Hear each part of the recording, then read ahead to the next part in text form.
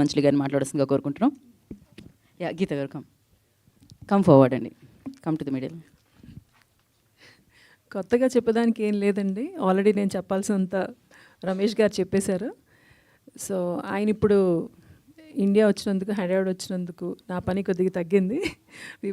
మీ ఇద్దరం కలిసి ఈ బాధ్యతని పూర్తిగా సక్సెస్ఫుల్గా నిర్వహిస్తామనేసి నమ్ముతున్నామండి.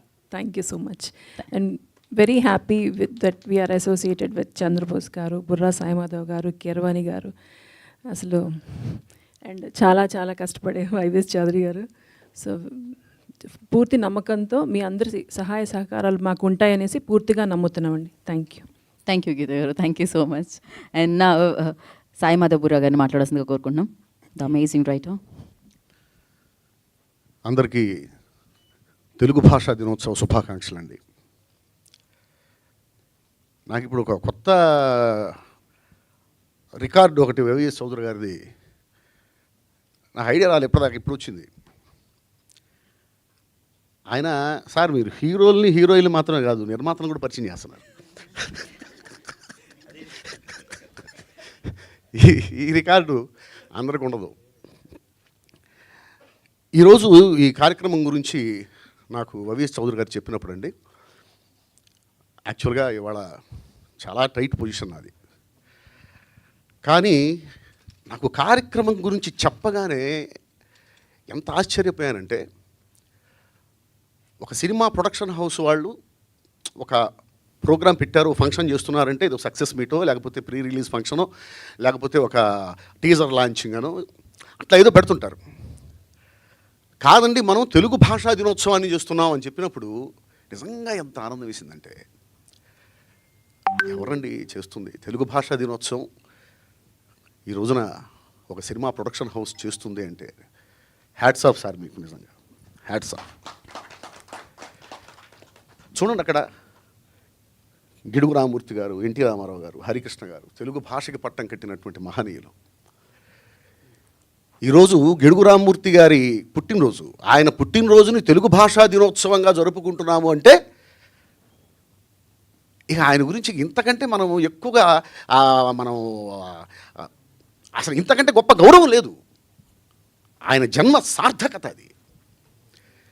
కేవలం గ్రాంధిక భాషతో రాస్తేనే అది సాహిత్యం, వ్యావహారిక భాషతో వాడితే అది సాహిత్యం కాదు, వాళ్ళు రచయితలు కాదు అనేటువంటి స్థాయి నుంచి వ్యావహారిక భాష కూడా భాషే, వ్యావహారిక భాషలోనే సాహిత్యం రావాలి, ఆఖరికి ఆదివాసీల భాషని కూడా, లిపిలేని భాషని కూడా ఆయన గౌరవాన్ని కలిగించినటువంటి మహనీయుడండి ఆయన గిడుగు రామమూర్తి గారు.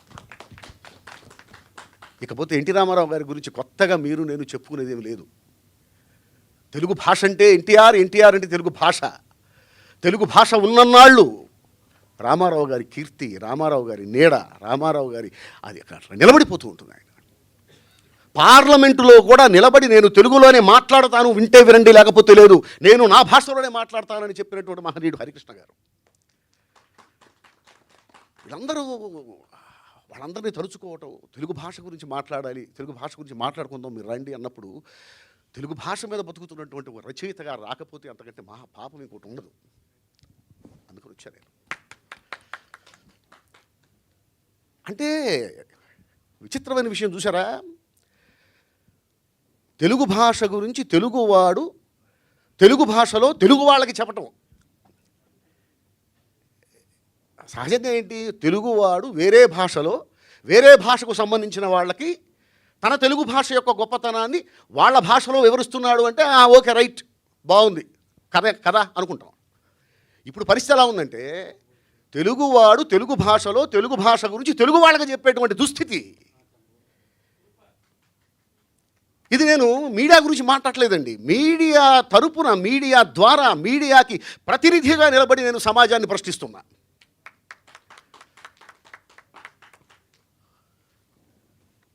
ఒకసారి అసలు పాఠశాలల్లో తెలుగు అభ్యసించాల్సిన అవసరం లేదు, తెలుగు భాష గురించి మాట్లాడాల్సిన అవసరం లేదు, తెలుగు బోధించాల్సిన అవసరం లేదు అన్న పరిస్థితులు మనం చూసాం, విన్నాం, దాని గురించి మాట్లాడుకున్నాం.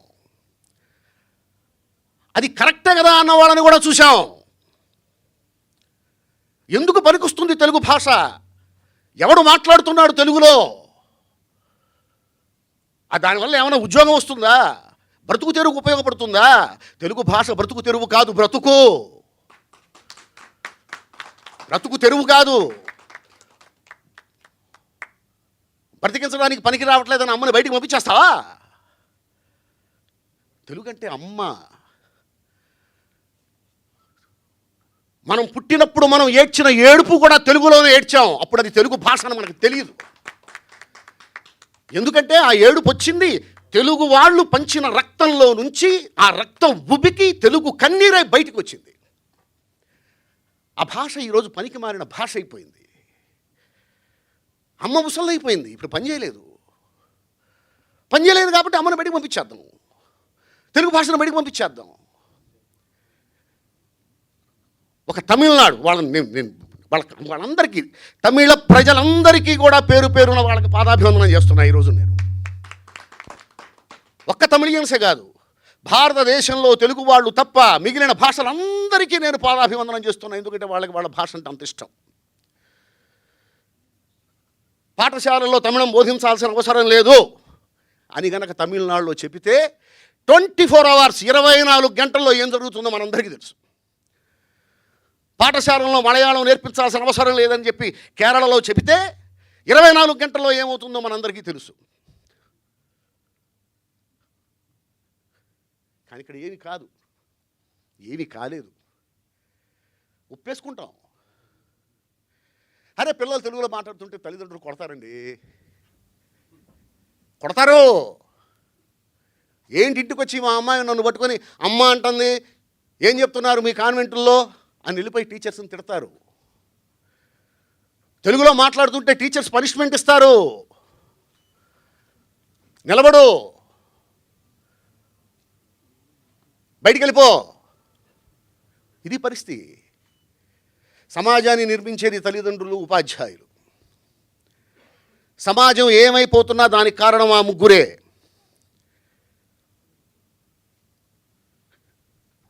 ఒక హాస్పిటల్లో ఒక డాక్టర్ని, ఒక మెడికోని, ఒక స్త్రీని అతి దారుణంగా 18 మంది కలిసి మానభంగం చేసి చంపారు అంటే దానికి కారణం వాళ్ళ తల్లిదండ్రులు, వాళ్ళ టీచర్లే. అతి దారుణమైనటువంటి సమాజంలో మనం బతుకుతున్నాం. అతి దారుణమైన సమాజంలో తల్లిదండ్రులు, టీచర్సే సమాజాన్ని ఏర్పాటు చేసేది. ఇప్పుడు మనందరం ఇక్కడ కూర్చొని ఉన్నాం, మనకంటూ ఒక సమాజం ఉంది అంటే ఇప్పుడున్న సమాజాన్ని తీర్చిదిద్దింది ఈ సమాజాన్ని కన్న తల్లిదండ్రులు. రేపటి సమాజాన్ని తీర్చిదిద్దాల్సింది ఈ సమాజంలో ఉన్నటువంటి తల్లిదండ్రులు, టీచర్లు. వాళ్ళే అంటున్నారు, నువ్వు తెలుగులో మాట్లాడితే నీకు నేను పనిష్మెంట్ ఇస్తాను.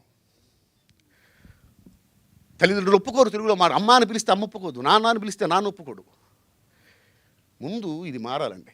ఇది మారకపోతే ముఖ్యంగా తెలుగు వాళ్ళకి మాత్రమే, ఇక ఏ భాషలో అది ఉండదు. ప్రతి భాషలోనూ వాళ్ళ భాషను వాళ్ళు గౌరవించుకుంటారు, వాళ్ళ భాషను వాళ్ళు ప్రేమించుకుంటారు. ఇద్దరు తమిళియన్స్ కలిస్తే తమిళంలోనే మాట్లాడుకుంటారు, ఇద్దరు మలయాళీలు కలిస్తే మలయాళంలోనే మాట్లాడుకుంటారు, ఇద్దరు ముస్లిమ్స్ కలిస్తే ఉర్దూలోనే మాట్లాడుకుంటారు, ఇద్దరు తెలుగు వాళ్ళు కలిస్తే ఖచ్చితంగా ఇంగ్లీష్లో మాట్లాడుకుంటారు. వాళ్ళు తెలుగులో మాట్లాడితే మనం ఆశ్చర్యపోవాలి. అమ్మాయి తెలుగులో మాట్లాడుతున్నారే, వీళ్ళకి తెలుగు భాష కొంచెం తెలుసండి, లేదా తెలుగు భాష మీద ప్రేమ ఉందండి. ఇది పరిస్థితి.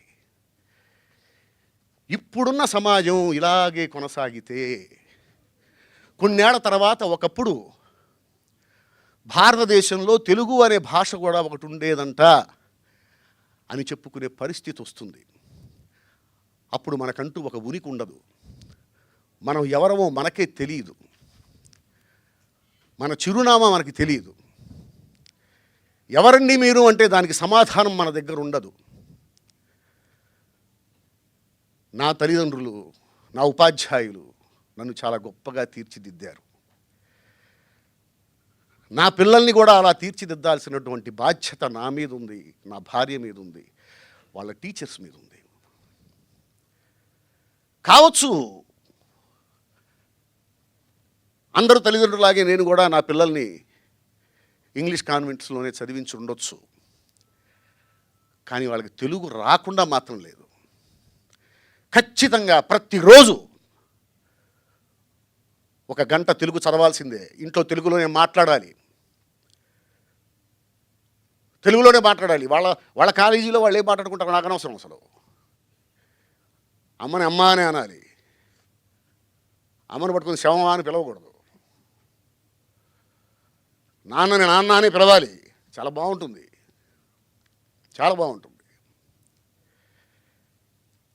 తెలుగు పద్యాలు నేర్చుకోవాలి, వేమన పద్యాలు నేర్చుకోవాలి, దాశరథి శతకాలు నేర్చుకోవాలి, సుమతి పద్యాలు నేర్చుకోవాలి. ఎందుకంటే వ్యక్తిత్వం వచ్చేది అక్కడి నుంచే. ట్వింకిల్ ట్వింకిల్ లిటిల్ స్టార్ అంటే వ్యక్తిత్వం రాదు. ఏమొస్తుంది వ్యక్తిత్వం? దాని అర్థం ఏమిటి? ఒక వేమన పద్యం నేర్చుకుంటే ఎలా బతకాలో తెలుస్తుంది, ఒక సుమతి శతకం నేర్చుకుంటే ఎలా బతకాలో తెలుస్తుంది, ఏది తప్పో తెలుస్తుంది, ఏది ఒప్పో తెలుస్తుంది. తెలుగు చాలా గొప్పదండి. ఇటాలియన్ ఆఫ్ ఈస్ట్ అంటారు. నేను అది కూడా గ్రేటర్ దాన్ ఇటాలియన్. తెలుగు భాషకి మాత్రమే సంబంధించిన కొన్ని అంశాలు ఉన్నాయి సాహిత్యంలో. పద్యం తెలుగులోని మాత్రమే రాయాలి, తెలుగులో మాత్రమే రాయగలరు, ఇంకే భాషలోనూ పద్యం రాయలేరు. అంత గొప్ప వ్యాకరణం మనకుంది, అన్ని అక్షరాలు మనకున్నాయి, అన్ని ఒత్తులు మనకున్నాయి. ఇంగ్లీష్ టైపింగ్తో తెలుగుని డిటిపి చేసేటువంటి పరిస్థితి వచ్చిన తర్వాత, అంటే ఇంగ్లీష్ లెటర్స్ మీద తెలుగు టైపింగ్ చేసేటువంటి పరిస్థితి వచ్చిన తర్వాత, ఈ స్మార్ట్ ఫోన్లు, ఈ ల్యాప్టాప్లు వచ్చిన తర్వాత, తెలుగు లెటర్స్లో ఇంగ్లీష్ లెటర్స్లో తెలుగు టైపింగ్ చేయటం కోసం అని చెప్పి కొన్ని అక్షరాలని లేపేశారు. ఎందుకు లేపేశారంటే కుదరక. అది తెలుగు. ఇక ఏ భాషలోనూ అక్షరాలను తీసేయాలి, ఎందుకంటే అన్ని భాషల్లో అన్ని అక్షరాల్లో వాళ్ళు టైప్ చేయగలుగుతున్నారు. ఇంగ్లీష్ అక్షరాల్లో వేరే వేరే భాషల్లో ఒక్క భాష కూడా ఎత్తేయకుండా టైప్ చేయగలుగుతున్నారు. బట్ తెలుగులో మాత్రం అది కుదరటల్లా, కొన్ని అక్షరాలు తీసేయాల్సి వచ్చింది. అంత గొప్ప భాష తెలుగు భాష. చా ఛ చా, వాళ్ళు చా కొట్టగలుగుతున్నారు, చా కొట్టగలుగుతున్నారు, చా వాళ్ళ వల్ల కావట్లా. వాళ్ళ వల్ల కాక అక్షరాన్ని లేపేశారు, అక్షరాలు లేపేశారు. లా అళా లు, లా కొట్టగలుగుతున్నారు, అలా కొట్టగలుగుతున్నారు, లు కొట్టలేకపోతున్నారు, లేపేశారు. వాళ్ళ వల్ల కాక, వాళ్ళ చేత కాక అక్షరాలు కూడా లేపేసినటువంటి పరిస్థితి. అలా చాలా అక్షరాలు లేచిపోయాయి తెలుగులో. అంత గొప్ప భాష తెలుగు భాష.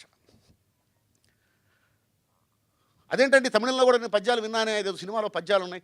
కాదండి, పద్యాలకు పద్ధతి ఉంది. పద్య రూపంలో గానం చేయటం వేరు, పద్యగానం వేరు. ఇప్పుడు పాట పాడినట్టు పద్యంలాగా మనం కూడా పాడేసేయచ్చు. ప్రతిదీ పద్యం కాదు. పద్య రచనకి ఒక ఛందస్సు ఉంటుంది, ఒక పద్ధతి ఉంటుంది. అది ఒక్క తెలుగులో మాత్రమే ఉంది. తెలుగు భాషకి సొంతం పద్యం. మహాకవులెందరో ఒక చలంగారు కానీ, ఒక త్రిపురనేని రామస్వామి చౌదరి గారు కానీ, ఒక గిడుగు రామూర్తి గారు కానీ, ఒక జింఝాల పాపయ్య శాస్త్రి గారు కానీ, ఒక దేవులపల్లి కృష్ణశాస్త్రి గారు కానీ, మహనీయులెందరో సుసంపన్నం చేసినటువంటి భాష ఈరోజు కన్నీళ్లు పెట్టుకుంటూ ఉంది. ఇప్పుడున్న సమాజాన్ని మార్చాలంటే, ఒకప్పుడు నా వ్యావహారిక భాషకు కూడా సాహిత్యంలో ఒక స్థానం ఉండాలి అని చెప్పేసి ప్రతి ఒక్కడు ఒక రైతు కూడా నా భాషకు కూడా సాహిత్యంలో స్థానం ఉండాలని అనుకునేవాడు. ఆదివాసీలు కూడా అనుకునేవాళ్ళు. ఆ రోజు అనుకునేవాళ్ళు కాబట్టి గిడుగు రామూర్తి గారు లాంటి మహానుభావుడు ఉద్యమించగలిగాడు, సాహిత్యంలో ఆ భాషకి స్థానం సాధించగలిగాడు. కానీ ఇప్పుడు తల్లిదండ్రులు ఉపాధ్యాయులే తెలుగు భాష అక్కర్లేదు అనేటువంటి పరిస్థితిలో ఉన్నప్పుడు గిడుగు రామూర్తులు 100 మంది పుట్టినా ఇప్పుడున్న సమాజాన్ని మార్చలేరు. ఇప్పుడున్న సమాజాన్ని మార్చగలిగేది కేవలం తల్లిదండ్రులు, ఉపాధ్యాయులు మాత్రమే. నిందితులవుతున్నారు, రేపొద్దున నేరస్తులవుతారు. మారండి, తెలుగు నేర్పండి, తెలుగుతో మాట్లాడించండి. లేకపోతే సమాజానికి సమాధానం చెప్పాల్సిన పరిస్థితి వస్తుంది, లేచి నిలబడాల్సిన పరిస్థితి వస్తుంది. మీ పిల్లల ముందు మీరు స్టూల్స్ మీద నిలబడాల్సిన పరిస్థితి వస్తుంది. తెలుగు భాషా దినోత్సవ శుభాకాంక్షలు మళ్ళీ. Thank you. Thank you. చాలా